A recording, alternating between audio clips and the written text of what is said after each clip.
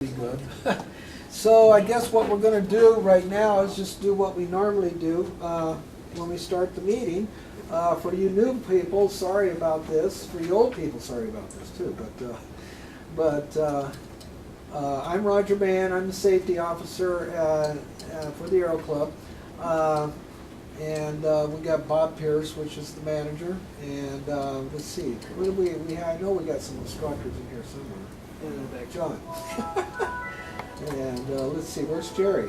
Did Jerry come? Yeah. He decided. Oh, okay. Yeah, Jerry went home. So no, Jerry's sitting right there. And then Ward Massey, of course, he's not an instructor, but he thinks he is. So, and let's see, I think that's it. Fred Zoltz, he didn't come tonight, I don't think, and because he had some family problems too. Okay. This is what is this? September safety meeting, and we usually do some normal things like introduce new people. And if we've got anybody here who's new, please raise your hand or stand up. Oh yeah. Yeah, stand up and introduce yourself. I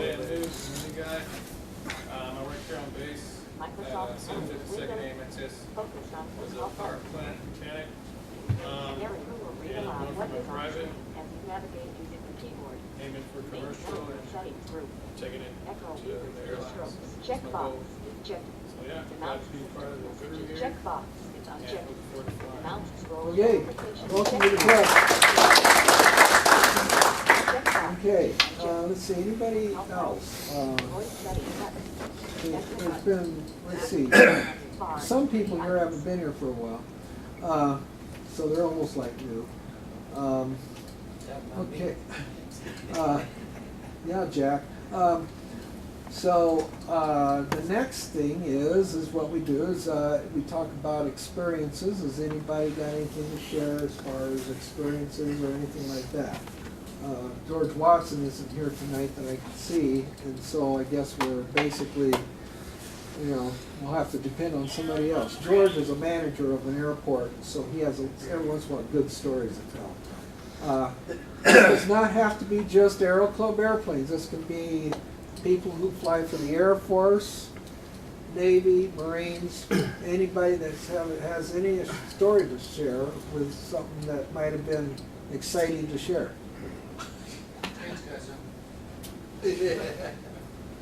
I got to abandon an airplane at Montgomery Field. It's kind of fun because as I was on takeoff roll, I heard him clear a plane to land behind me, and then I lost all my power. So at night, so I'm all black and coasting down the runway, trying to shut the plane down and get off the runway, and I can't warn the controller that I'm still on the runway after somebody's been cleared behind me. That's fun. Got off, got on the handheld, let him know that I was still there. But then I guess I messed up somebody's check ride the next day because I didn't bring the airplane back. That's right. You did. Okay, somebody else was involved in this Is too. that one of our planes? 15 Fox. Somebody else was involved in this too, right? Perhaps. Yeah. You can tell your side of the story too. Oh, okay. Hi guys, I'm Andrew Danielson. You guys don't know me. I went down with Ken last Wednesday to I saw the email. Figured, hey, free cross-country time. It's one of those things. As a private pilot, you can go down there, change batteries, and all the other stuff. So I happened to work at Cummins, and I have all my tools, and I have an engine tore down. And I'm just like, hey, I can do a battery real quick, and I'll get the flight time, no problem. So basically, we went down there and swapped out the battery. It was kind of nice, right by the terminal. We had I know. 9900s going Do you by think me it and would work stuff, if I used that? blowing everything around, but I don't it think so. wasn't too bad of a trip. Put the battery back in there, flew back up, got basically direct back to March. Nice sunset on the coast. So basically figured out like it's the landing line switch and stuff. But I had my handheld just in case.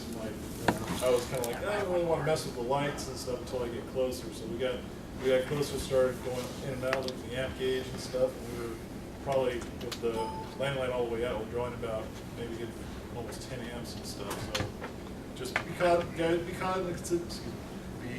aware. You guys are flying at night and stuff. Watch the amp gauge and stuff. If you're pulling negative and stuff, just probably time to start pulling some stuff off and troubleshoot, figure out where you are, so we don't have Yeah. an incident yet. Bill Cooper today did extensive testing on 1.5 Foxtrot as to what's going on electrically, but it flew, I guess, today with no problem. So he didn't find anything wrong with it. So we'll just have to see what happens with it. Okay, anybody else? Oh yeah, that's right. Yeah, why don't you share that? Well, I was bringing my airplane over here so I could fly down to Montgomery with the battery. Figured we'd get down there in about 35 minutes. So I'm taxiing out, and all of a sudden I'm kind of whiffing like, it smells like burnt varnish. What's going on? So I stuck my nose out to the outside. No, it's fresh air. I got inside the cockpit. I said, I got a fire in here somewhere. Something's getting awful daggum hot. So all I did was just shut everything down, taxied back, put it in the airplane, back in the hangar, and called it quits and drove to work. Sunday I went back out prior to church and ran the thing for almost 45 minutes back and forth on the runway. And the only item that I could find that was the possible cause was my radar altimeter, because it's now inoperative. So the next issue here is to try and pull that unit out, put my nose to it, and see if we've got a bad resistor or whatever we have in it. So it's been 10 years since it was overhauled. But it's kind of an interesting feeling when you start smelling stuff and you're wondering, do you really want to fly this, or are you just going to go back and park it? And I think for me, since I can't pull over and park, I'm going to put it back in the hangar. What's your aircraft was up on? It's a Bonanza. Oh, that was your first one. Yep. I know. First real problem on the thing. Okay. Okay. Anybody else? Jerry, you should have millions of them. See, okay. All right. Well, I'll give you one. At Fallbrook, we have a situation where if you drive into the fuel pump, it's the same kind of drive-in that you have up at French Valley and some of the other ones. All you have to do is drive straight in and make sure that your nose wheel is headed towards, you've got a north and a south listed there. Then you have 6 foot to the left of the pole between you and the wing. Now, if you come in closer than that, you get to ground the airplane. Fortunately, I wasn't involved, nor was anybody I had instructed down there. Put the airplanes down until they, rework the wing. And it's just, paying attention. Yeah. We all have to refuel at one time or another. If you're not sure, stop the engine, get out and get the tow bar to pull it in. Yeah. It's just, Yeah. And that's, and of course, you guys, it's in the Air Force that fly or have flown know that the Air Force very much looks at that. I mean, just ask Ward, and John, and anybody that's flown Air Force airplanes, you better not ding a wingtip, ever.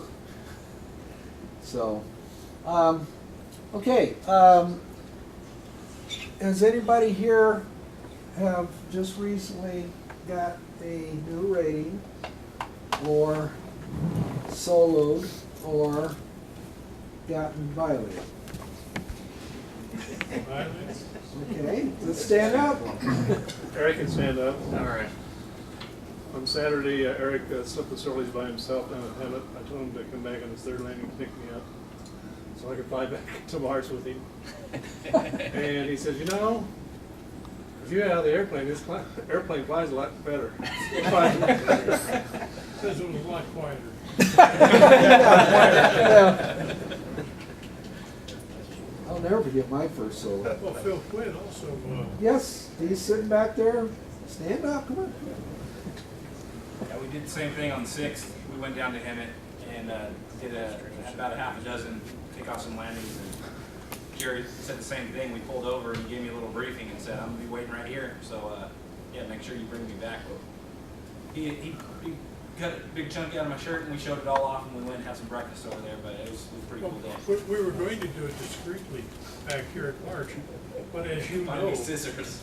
the club is afraid somebody will steal their damn scissors, so you put them in the seat. So we had to do it using Bambi scissors in the middle of the restaurant, which I thought was appropriate. Yeah, well, that is appropriate. I have razor blades on my desk, you know. That's locked on Saturdays. Yeah, no, you're not supposed to let those out either. Okay. Okay, anybody else? I know there's two people sitting in here that should be standing up because they weren't here last meeting. I was in Germany last meeting, Huh? Yeah. No, they didn't stand up and talk about getting their private pilot's license recently? Huh? Come on, stand up. I got one in the second row Yeah. back there. One next to the back. Come on, stand up. Well, we stood up last month. I don't remember you guys standing up because I had said it and nobody stood up. And nobody was here. Neither one of you were here that I remember. Well, okay, we got two guys that got their private pilot's license, even though they're not proud of it, so.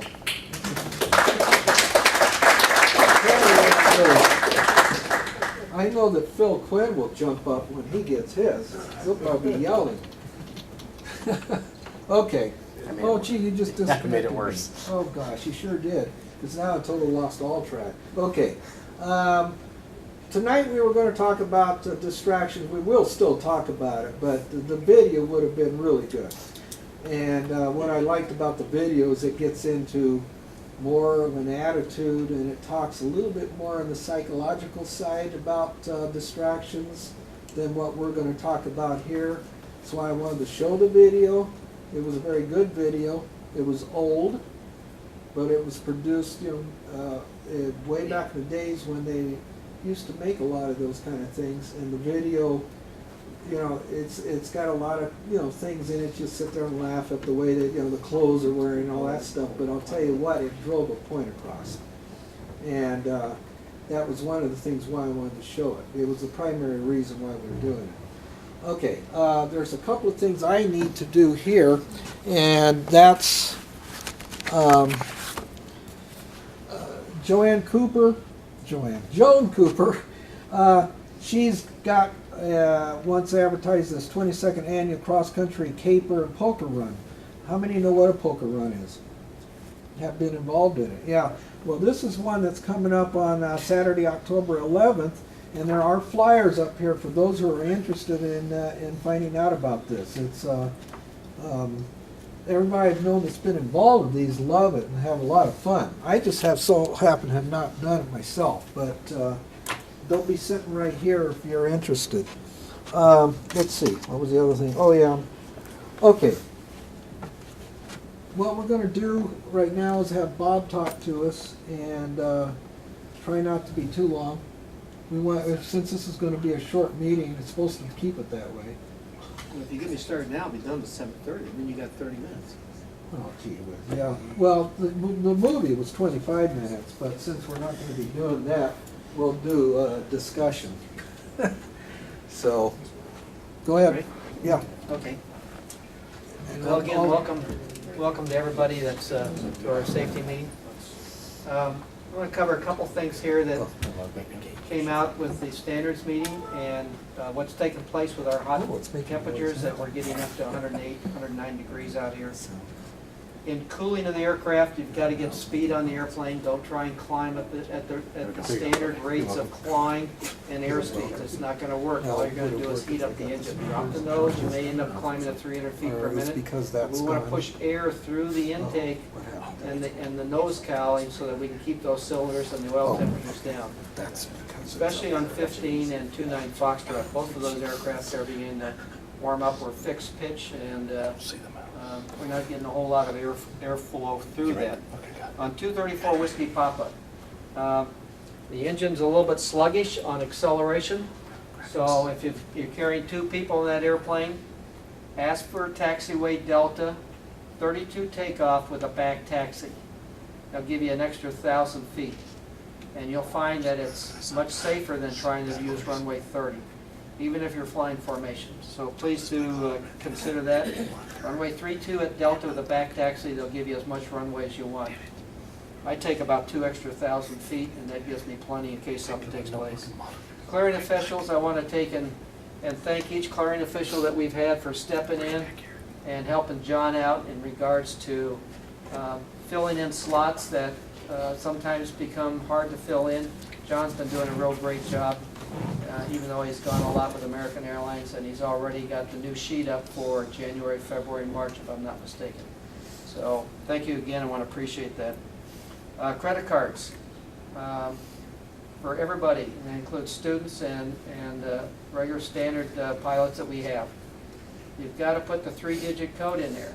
We're getting a lot of cards now that people are forgetting to put the 3-digit code in. So the 3-digit code on the back of your card, which is going to be American, Visa and MasterCard, the three numbers on the back of the card go in the authorization blank. Be sure and put that in there for Roger. Otherwise, he gets kind of ticked. Taxi lines. I want to address taxi lines. Taxi lines are put up for a particular reason. And we have certain people in the past and presently that just believe that we can just taxi and go straight out and not follow a taxi line. It does two things. First of all, it reflects upon the club itself as not following the rules that the base operations has set up for us. Secondly, it's providing you an area that is not clean and produces FOD.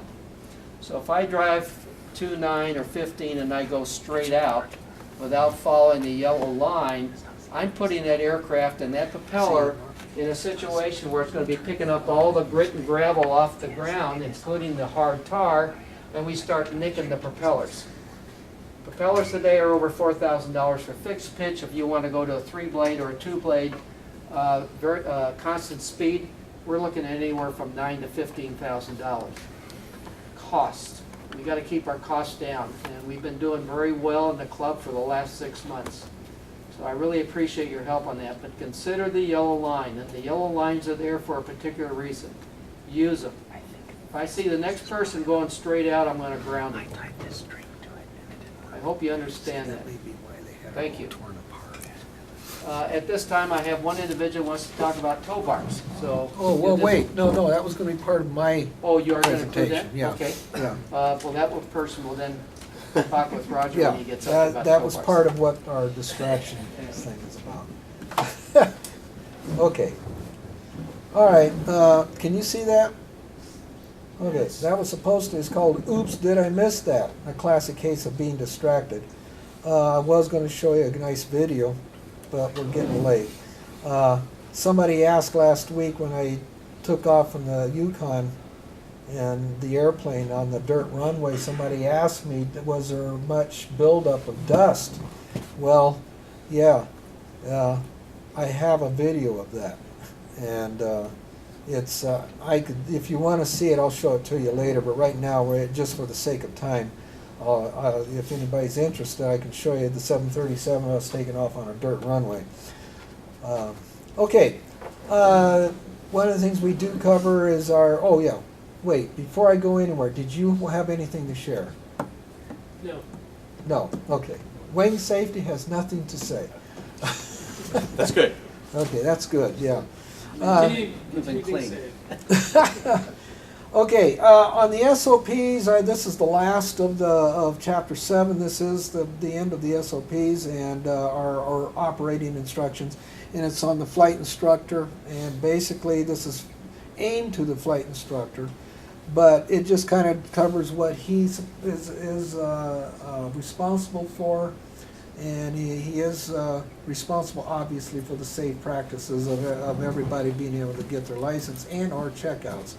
He also grades the folders and so forth, and also if you want to get a free flight, become a flight instructor because your proficiency check is free in the Aero Club.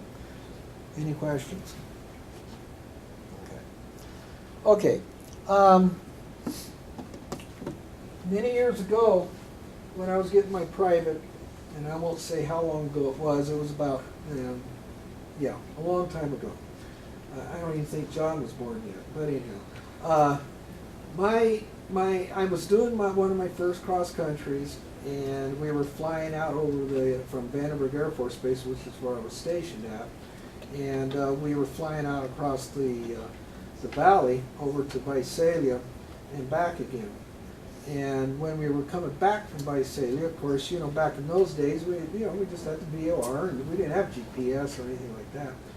But my instructor, says, well, okay, where are we? Okay, well, so I pulled out my chart. I was trying to figure out, what the nearest, the cross-reference VOR was and all this. I don't remember exactly what it was. I just remember opening up my chart and having it like this. And I'm just, trying to figure out what's going on, where we're at, okay, what the frequency was of the nearest VOR.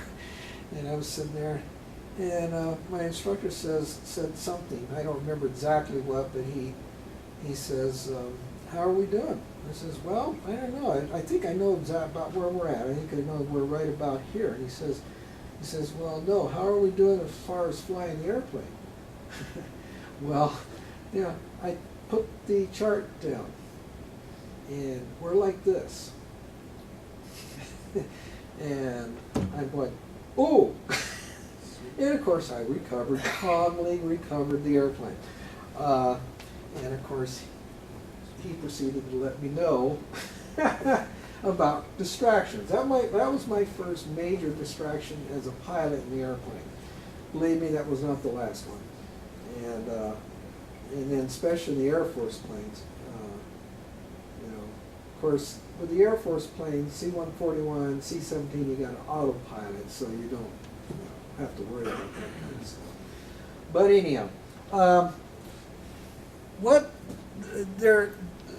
distractions are one of those kind of things where, we as human beings have all the time. And it doesn't matter where you're at, you're always going to have a distraction. We have them in here all the time. As you can tell, I was distracted because we couldn't get the computer to work. And so, we get distracted by things. And but in our field where we sit there and fly airplanes, it's not really a good thing to get distracted, especially when there's key places in your flying that might lead you to possibly dinging a wingtip to crashing an airplane. And a lot of the stuff I put up here is, you've got, different stages through your flight which can distract you, which can on the long run lead you down that primrose path to where you could possibly end up getting in trouble. Safety can tell you, and I know Air Force drives it in too, is that there's the chain of events. FAA does this too. There's a chain of events. And if you're distracted by something, by any one of these things, up here you got before flight, at home. What's going on at home? That's why I wish I could have shown you the video, because it's good. It's really good. The guy's super distracted because of what's going on at home. But us being good pilots, when we get out to the airport, we can start focusing. Men have a tendency of being able to compartmentalize things, so we can sometimes shut out, what's going on at home or any place else for the most part. But when you're driving to the airport, you get mad at somebody who cuts you off or whatever.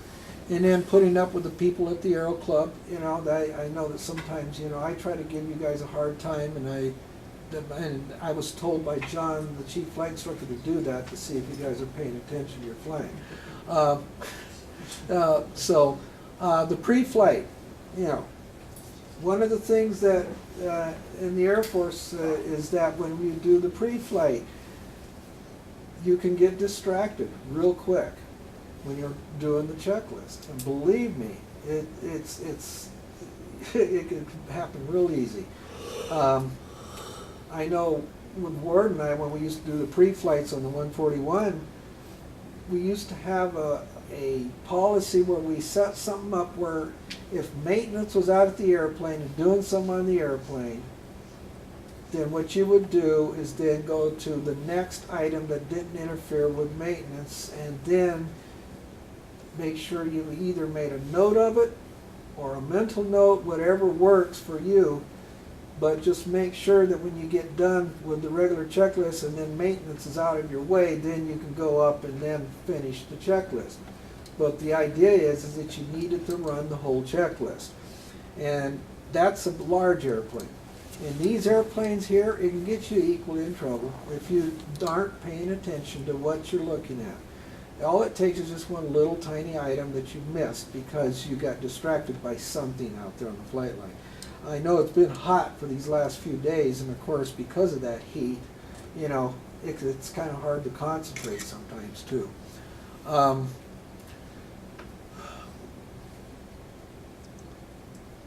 Engine starting.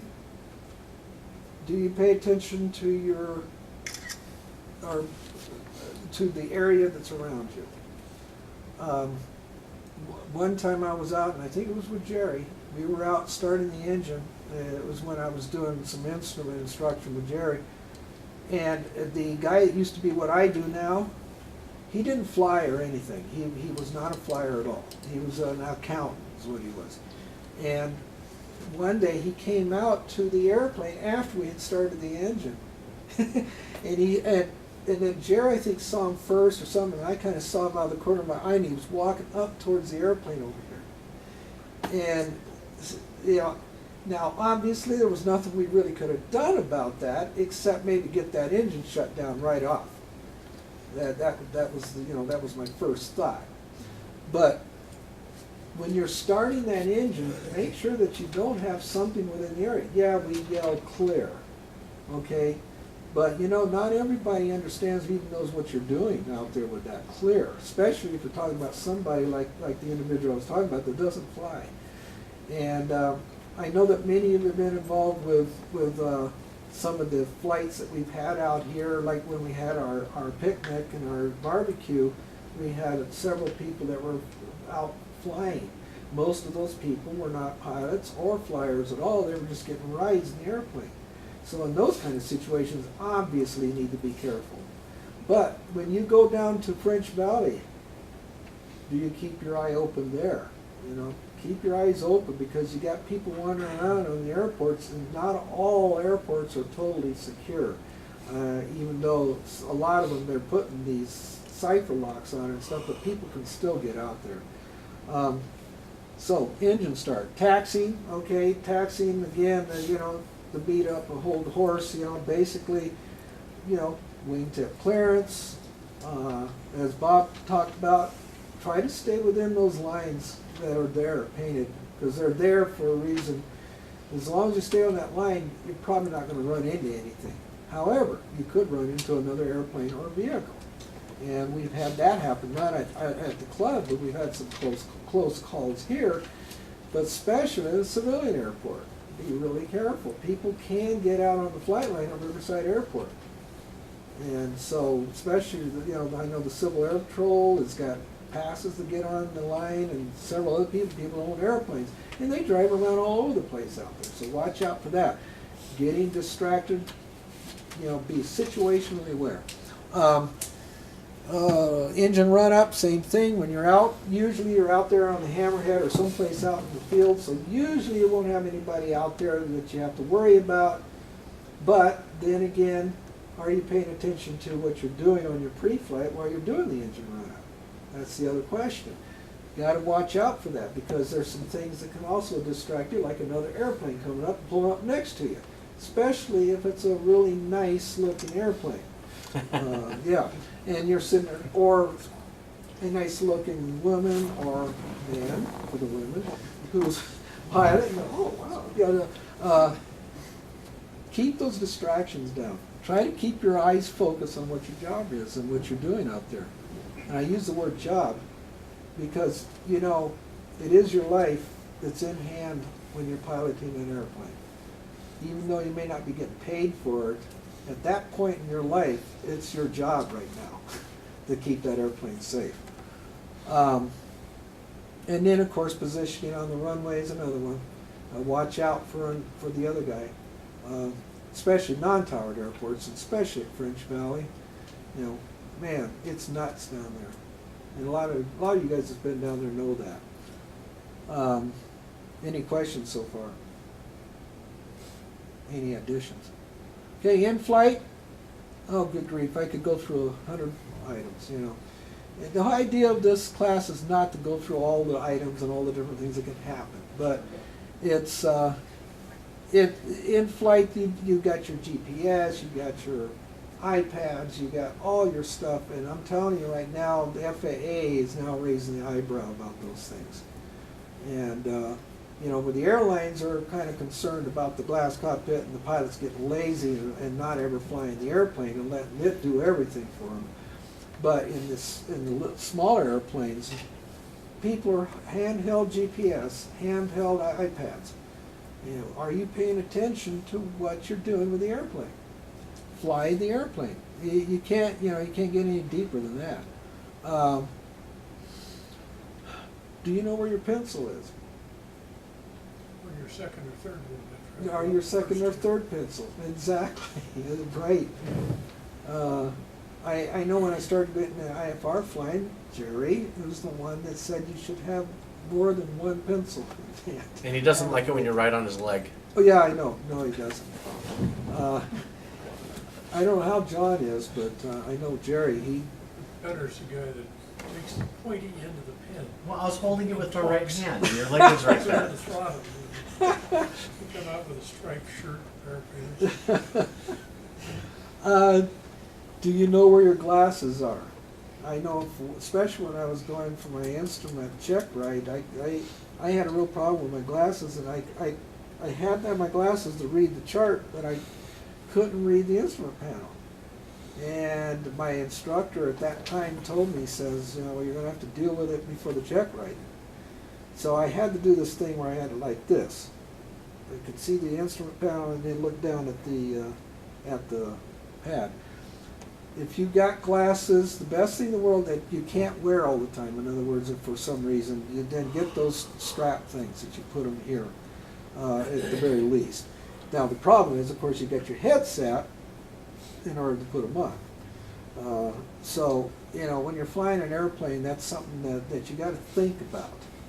And then we did have a class here about, what was it, about 8 months ago on sunglasses and what to look for in sunglasses. And I may do that class again because it's been a while now.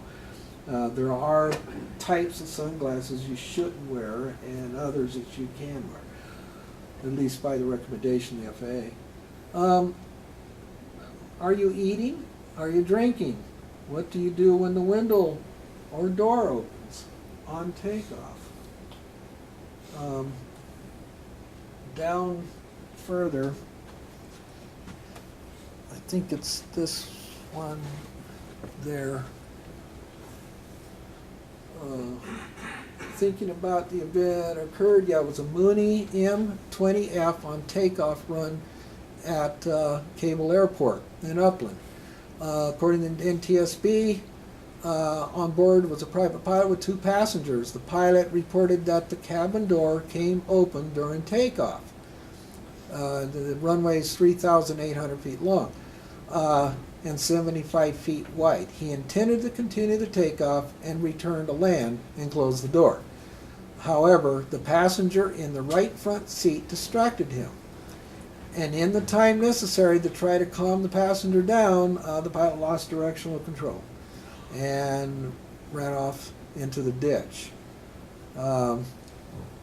Everything, of course, was fine. There was no, you know, strong winds or anything like that.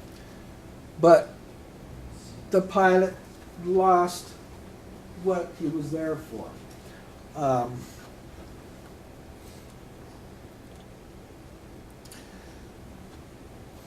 Cabins and windows opening is very common.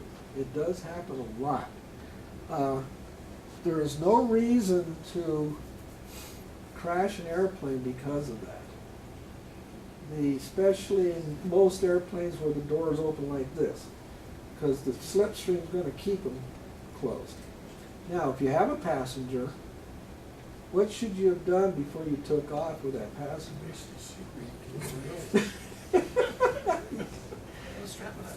Yeah, put a strap on the door, yeah. One of the things is that you could have done is probably, and we already had a safety meeting on that too, on briefing your passengers. And one of the things that they highly suggest is that you have them do, at least have them close the door and open the door without your help after you've shown them what to do. The other one is the seatbelt. Let them undo their seatbelt and fasten it themselves at least once, so that they have been through that routine. I actually have an experience I can share on this subject. Would be actually about 7 years ago. First time I ever flew a multi-engine aircraft. We were out of Corona in a twin Comanche, and we were coming into land at Chino on the westbound runway. And so, I've got it leveled off. You go pretty much blue line all the way down in the aircraft, and then you level off. So we're just about to touch down, and in the twin Comanche, you get in from the right. There is no door on the left. And that door popped open right next to my instructor, started sucking stuff out of the cockpit. He lost his favorite chart and everything else. And this is my first time landing a multi, so I just focused on what I was doing, put the airplane down on the ground, and then we took care of it from there. But definitely got my heart rate going. But the door popped open before I hit with the mains, so I'm not sure if he just didn't secure it properly or what. But. Yeah, it's and of course, as we emphasize over and over again, fly the airplane first, even if you got a passenger who's panicked, unless they're about to jump out of the airplane, which I don't think they're going to do that. But Luckily my instructor didn't panic. He's pretty well, he was like, oh, darn it. there's a flight instructor, and then he blames you for losing all that stuff, right? He charged you extra money that day or something. He's like, I lost my favorite chart. It's all laminated and everything. Oh, gee. Yeah, so, the thing is that kind of thing can happen, and I emphasize this thing about that happening because at one time or another, if you fly long enough in a general aviation airplane, you're going to have the door open. Of course, I say general aviation, you also have it happen in Air Force planes too. I don't know, Ward, did you ever have it happen? The door open light on takeoff? I had it happen to me 6 times. My favorite one was when you and Gene were at the panel when old, what's his name, Mal Jones was demoing that coupled landing in 141. Oh, yeah. That was hilarious. It's like Ferris Bueller's Day Off. Because when they're driving the Ferrari over the bridge, this poor airplane, we were really light, and I wasn't even on headset, I was just in the inboard ACM seat. This airplane comes in, and it's fully coupled, trying to land on 3-2, flared, throttles went to idle, the plane kind of got pushed up into the air, and you just feel the thing float, went off to the right side of the runway, still flying, engines at idle, and then the autopilot said, you know what, I'm past the touchdown zone, I'm going to make this thing land. The nose went down, boom, nose wheel, mains, and back into the air with the power at idle. And I'm in this thing, it's just like, that guy's in a Ferrari going, this thing's going down the runway. And nobody's doing anything. Everyone's just like in shock that it actually did that. And I about halfway through this, we're coming on the backside of this parabola, and I just yelled as loud as I could, go around. And then Al woke up and Finally woke up, yeah. Yeah. Pretty interesting. Yeah. Coolest thing I ever did in 140. Yeah, mine was with John Reed over there, but I won't talk about that one. So anyhow, these kind of things, will take place, and it will happen. Even with Bob, it's happened. I know. I was with him when the door came open. So The issue with doors is that It's not a dangerous situation. You can push on that door all you want. You're not gonna fall out because you got too much air pressure on the outside. So why worry about the door? It's just gonna flop in the breeze. Well, hopefully you got your seatbelt on, that's why you're not coming. Yeah. You know, everybody wants to worry about the door. They'll hold on it like their life is demanding it. They'll try and keep it closed. You're not gonna get closed. You're not gonna go out either. You can put your both feet on that thing and push on both sides of the aircraft. You can't only open it maybe about 6 or 8 inches at the most. You gotta be awful skinny to get out that door with that. So forget about it. The door's open, come back and land and close it. Okay, after you land, everybody wants to get back, wants to go home. For those of you who rent our airplanes, you can hardly wait to give your money to me, and I can hardly wait till you do. But it's not over until you've got that airplane strapped down and got the canopy over the top of it in the right way, and come inside and then do the paperwork. Again, taxiing to the pump. Okay, there is another line out there. I think it's still there. There's one that's about another 25 or so feet further out. You're supposed to stop there. You're not supposed to taxi all the way up to where the pump is. And there's a reason for that. What's that? Why don't you go repaint that? Well, I was just thinking about having, let's see, who in here knows how to paint? Because I wouldn't be able to do it. Probably Bob could not do it. But, yeah, it does need to be repainted, yeah. And so there's a reason for that, And you don't want to be going right up there. What's the chances of your brakes going out on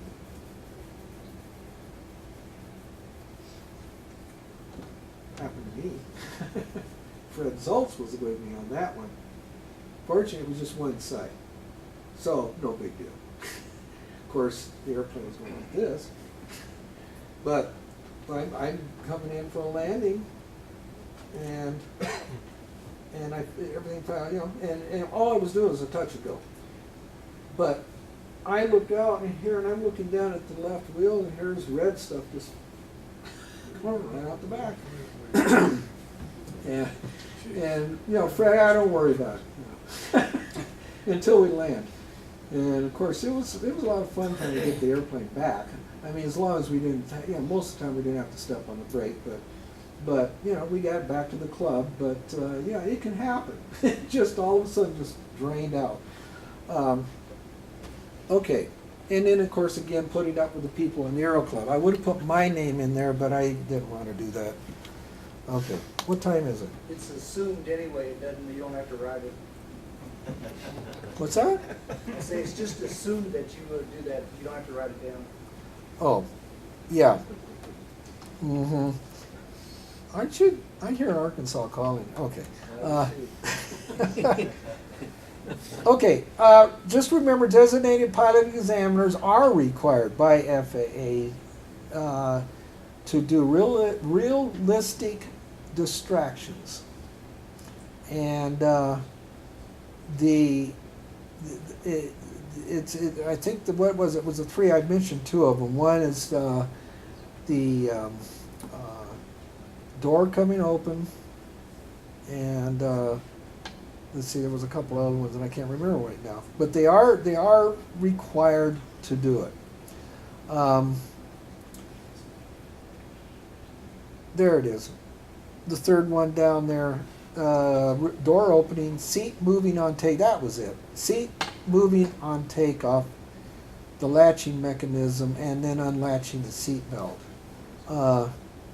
Has anybody here ever had the seat move on you on takeoff? Oh, okay. We have perfect pilots. They'll check everything. No, perfect airplanes. Yeah, co-pilot your airplane. Yeah, I know. C-130, C-17, KC-130, yeah, those guys can do that. We did have it happen on the 141s, a couple of times. They say that the C-5 that crashed at Ramstein during the Desert Storm War, the crash was because of that. And the reason why they know that's because I guess somebody on the on the cockpit voice recording said that seat or something like that. And I guess when they found what was left of the wreckage, that the seat they think it did move back, and they of course lost total control of the airplane. And you know, nobody knows exactly why the other guy didn't take over, or it may have been that he was being distracted by looking at the guy, you know, scooting back in the seat. All they know is that's why he just went up like that and just went right in. And the only person that survived was the loadmaster in the back upper deck. He was the only one that survived the crash. So, yeah, just make sure that the seats are latched. Oh yeah, one of the things, and there is a scenario that I had in here where the instructor thought that she was in there and she had moved the seat back and forth, did all those things that we all do, but her seat did move back. And it caused the airplane to have a wingtip hit, and the NTSB did come and investigate, and they said that the latching mechanism was worn, and the cause of that accident was also blamed not only on her, but also on Cessna and several other people that were involved in that circle. So it wasn't just her. But the big recommendation is not just only do, you know, like this, but actually take your feet down there on the floor and actually try to push on the seat. Because the G-forces you have on takeoff, depending on how much you weigh, is much greater than you just kind of rocking the seat back and forth. And that's their recommendation. You don't have to worry about electric seats. Huh? You don't Oh, have to worry about electric seats. Yeah, You that's pull a the circuit breaker. DC-10 and those fancy airplanes and stuff. Does the C-17 have electric seats? I know the KC-135 doesn't.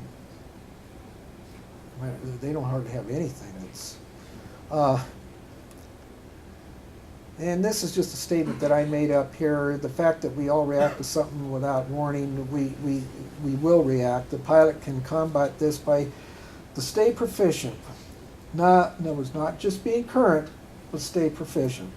Use and follow the checklist, and knowing your aircraft.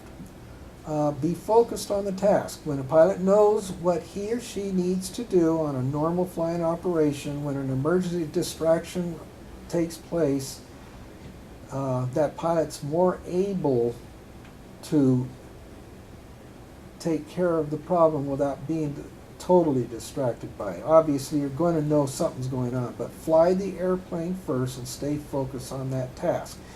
How you do that is that you just stay proficient in the airplane. That's one of the reasons why we talked about last meeting about what the difference was, proficiency versus your currency. Being current does not mean you're ready to deal with a distraction or an emergency. But if you're proficient, you're still going to be surprised, but at least you're going to be a lot more prepared for something if it does happen. And the Air Force has shown this, everybody's shown this, whether it has anything to do with flying airplanes at all. And that's just another saying. And then I was going to show this nice film. And the safetygram, everybody should have read it that has flown so far, and if you haven't yet, this is just one of the things that he talks about in there. In the safetygram this month, it is talking about distractions. And one of the things that he talked about, Eric Treeland, which is the head of all Aero clubs, he says that there's a certain amount of money that's in the pool for the insurance for all of our airplanes and the Aero clubs around the world. And he says that about 40% of the accidents are because somebody has been distracted. Actually, it was higher than that. Everything from wingtip scraping to literally, landing without the gear up, all this, all because of some distraction. And he says what's happening is that it's eating the money away in that insurance program. And he says he hates to say it, but the insurance is probably going to go up on us and everybody else. And so that means, guess what's going to happen? Our prices on the airplanes are going to have to go up too. Just to give you a heads up on that. But he says part of the problem is because of this problem with distractions, at least in the Aero Club world. So, okay, any questions? Okay, if not, We got a tow bar. that's right, we have the tow bar. And I even have the note right here. Yeah, okay, You burned up all the time. come on. Wyatt, come on up and talk about your distraction. He burned up all the time. Yeah, you should have said something earlier, Kept saying, we're because I gonna- meant to do it earlier. Oh, yeah, tow bar in the last portion there, I thought you was just. Yeah, well, yeah, I did, yes. And actually, that is what I did. See, now they all hate me because I got to keep them all late too. Okay. When we throw tomatoes, that's the worst portion. Okay. All right. Real quick, guys. Basically, I'm here to talk about tow bars. Basically, I'd say tow bars and breaking the chain. It's pretty much what Roger said. Most accidents are the result of a chain of events that lead up to an expensive incident or a fatal one. This chain can start with a pilot not being in the correct state of mind, whether it be having a bad flight, having a fight with a family member, not enough sleep, trouble at work, which can return into not being focused on the flight line, basically missing a critical step in the pre-flight or post-flight checklist. Tow bars are a part of the list that can be easily forgotten and cause major damage to the propeller and power plant. With a prop strike, a new prop can be about $2,500 for to go to a prop shop and have it bent back into shape, or up to $10,000. An engine tear down and inspection can rebuild for probably about $30,000 or more. You get all that mass turning and stuff, and all of a sudden it stops. Basically, you have these real small tolerances and stuff. You can bend rods and parts, and if you had a prop strike, and then you have a catastrophic failure in the air, basically probably it's just leading up to that part where you can have a major catastrophe. Basically, it's, moving on, it's important to bring your A game to the flight line, slow down to do a proper procedure, get out and look. It never hurts to double check, triple check, wheel chocks, tow bars, and just make sure that you slow down. And you like we talk about in like accident case studies and stuff where it's like you have chain events. It's not always just one thing. It's always a series of events that has an issue. Just do your best to break the chain. I mean, the reason I'm giving this speech is because I got in a pretty big hurry and stuff and left the tow bar on the aircraft. And now that I know that it could be a problem for somebody else who could have been in a hurry and stuff, and basically took out an engine. We're already kind of trying to keep this place going. So basically in closing and stuff, just be mindful of what you're doing out there. Never hurts to just double check, make sure your plane's tied down, your chocks are on, your tow bar's in the plane, and we get all the bugs off the aircraft. So that's pretty much it. All right, thank you, Andrew. Okay, don't forget to sign the sign-in sheet to get that, and also if you're interested in this poker run, it's all right here. I am.